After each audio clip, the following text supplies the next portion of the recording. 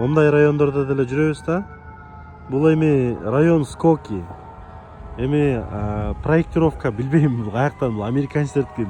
Ушунчалык проектиси идеально чыгарылган, аш газондай, карабайсыңарбы, бактарын делечи. Как будто даярдангандай го. Көчөлөрүн деле, тротуарлары, үйлөрү.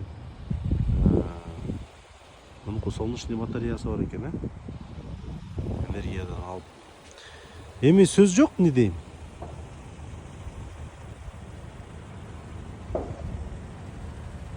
Скокиде жашаган кыргыздар көп эле экен. Скокиде. Бул район Скоки, эми бул Скоки чоң да. Так что комментарий калтырып кеткиле оюңарды. Анан көчөсүн байкасаңар ортосу дөмпөк, мындай эки жакка уклон болуп.